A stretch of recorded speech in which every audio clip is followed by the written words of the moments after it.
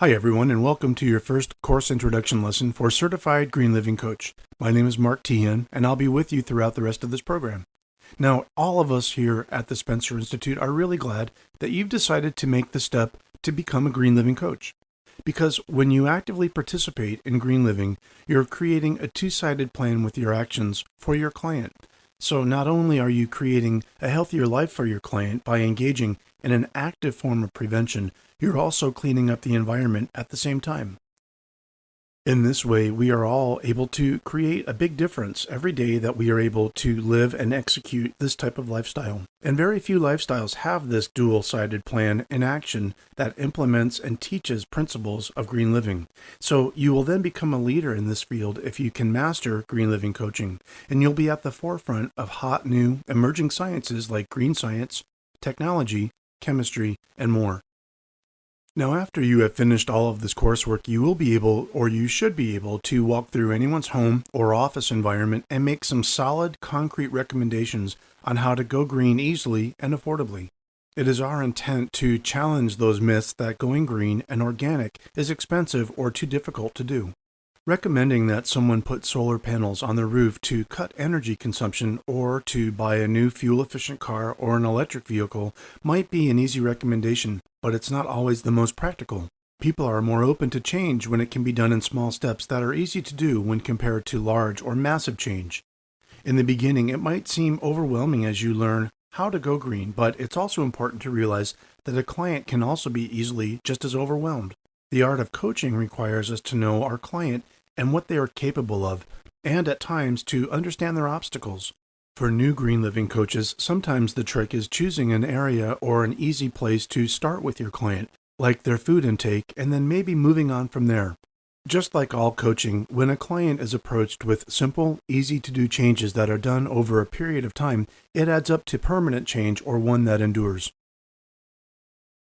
Without knowing it, a lot of clients that we serve already or will serve are already seeking a green factor in their lifestyle when they support eating establishments and restaurants that specialize in serving organic foods on their menus.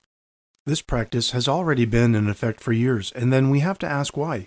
Is it because of the superior quality and flavor of the food, or is it for purely health reasons? Regardless, many restaurant owners have been quiet about serving organic foods because of the stigma associated with them. The general public tends to think of organic foods as healthy, dull, boring, bland, or just unappetizing food, which is exactly what a lot of us still believe organic foods are. Yet we are still curious enough to start experimenting with it, and again, we ask why. Now, in coaching, one of our biggest challenges is to get our client to understand why they want to make a change. As green living coaches, we know that going green is supposed to be healthier, and most clients do as well. But why now, and why not before for our client? Why not all the time and only when we dine out? Since organics are becoming more accessible, consumers are doing their own taste tests. Some of us will start by bringing home a conventional piece of meat or beef and comparing it to an organic piece, or by comparing an organic apple to a non-organic variety. Once the difference is detected, for some, there's no interest in going back to a non-organic variety. So think of it like this. If you have ever been able to grow your own lettuce at home in a garden and compared it to what you buy at the store, which one do you find better? This is the root of an entire movement that has creeped out into other areas of a green lifestyle, and it's largely come from food intake changes due to health interests. This alone is why it becomes a coaching opportunity, but we can help clients to become more green in their lifestyle in so many other ways.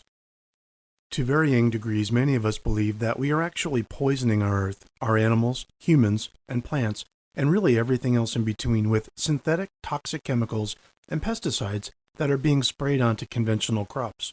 It's not really in our best interest to ignore the science, and there's no going back, but we also want our client to know the truths. Today, we struggle over so many topical issues like pesticides, illness, exposure, our environment, and even food safety. And with these topics to guide us, we see that the green movement has become important for all of us. This paradigm shift has led us to start asking more questions about what's in the consumer products that we bring into our homes and is putting more of us on the green living path today.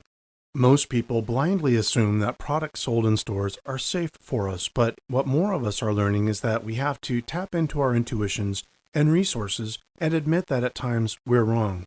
Before facing this change in our mindset, we have to do a reality check with ourselves. We are exposed to hundreds of chemicals on a daily basis within our environment through our food, personal care, cleaning products, and more.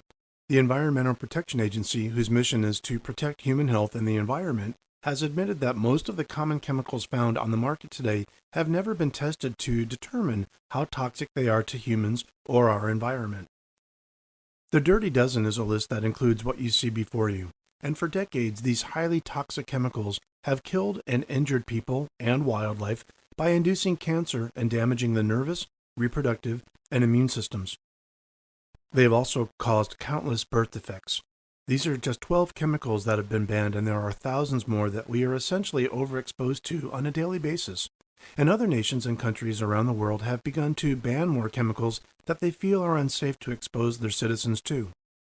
For example, the European Union modified its cosmetic directive to ban the use of over 1,000 chemicals known or strongly suspected of causing cancer, mutation, or birth defects. In one study, researchers found that an average of 91 industrial compounds, pollutants, and other chemicals were present in the blood and urine of 9 workers sampled, with a total of 167 chemicals found in the group total.